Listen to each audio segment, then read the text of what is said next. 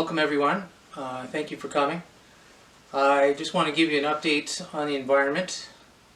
First of all, Mother Nature is doing a spectacular job, an unbelievable job. She's working hard, she's working well with others. And the reports are coming in, and the water is doing an unbelievable job. It's falling out of the sky. We drink it, we water our crops with it. It makes things grow. It makes the palm trees grow. It makes the azaleas grow, and it floats all of our boats. We have to remember that the cruise ships and the sailboats that are all out there on the waves, it's water that makes that happen, and water is doing an unbelievable job. This year we're seeing amazing growth in trees. Nobody has seen this level of growth in trees before. It's unbelievable, and a big part of that is something called photosynthesis, and it's the photosynthesis that makes the trees grow. And as many of you know, there's a gas in the air. There's a gas in the air.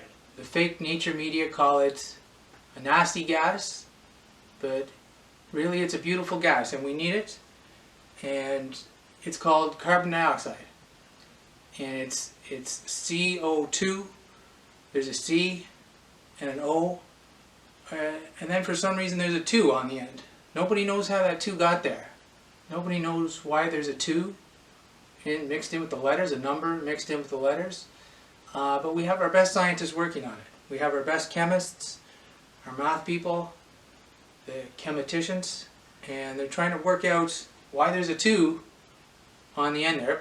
It's the same, as many of you know, it's the same with water. You have an H and you have an O, and then there's a 2 in the water. And nobody knows why that 2 is in there, but there's a 2 in the water, just like in Caddyshack. But the trees and the photosynthesis, they need that carbon dioxide to grow, and they also need the sun.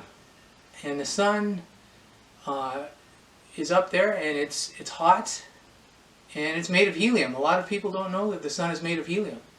Many smart people, many physicists don't know that the sun is made of helium.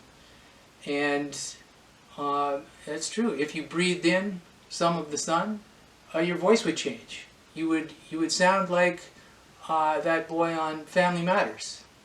I mean, that kid won a lot of Emmys. Yes. Sir, yesterday you said we were in an ice age. Where did you get that information? Well, we are in an ice age. Some people call it a mini ice age. Some people...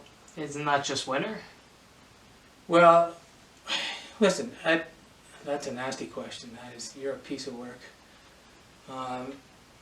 You know, the water, every year at the same time, the water's falling out of the sky, but it can't do its job. It's in a state of suspended animation, and that state makes it's dangerous. It's dangerous for the elderly people. It's dangerous for the NBA players that have to walk around Toronto. And it's just that's what it is. It's an ice age. That's what they tell me. Yesterday, sir, you said that the environment is the best it has ever been, but that's just not true. Well, listen, these people who say the environment is in bad shape, I don't even know if they've ever been on a golf course. I played 18 holes this morning, and we never saw a piece of garbage. We never saw litter. And you know, we saw some beer cans, some Coors Light cans that were crushed up, but they're in those receptacles. They're in those metal cage receptacles that are on the tee boxes, and they're crumpled up, and they're in there. And our greenskeepers are doing a hell of a job maintaining the environment. People who disrespect the greenskeepers, those are our frontline environmental heroes. They're the frontline soldiers waging the war on garbage. And to say that we're not looking after the environment, that's disrespectful of the greenskeepers. So I think just as we move forward here, we need to make sure that we are appreciative of the greenskeepers and the sun and the water and the photosynthesis. Thank you very much. Sir, Who are you again?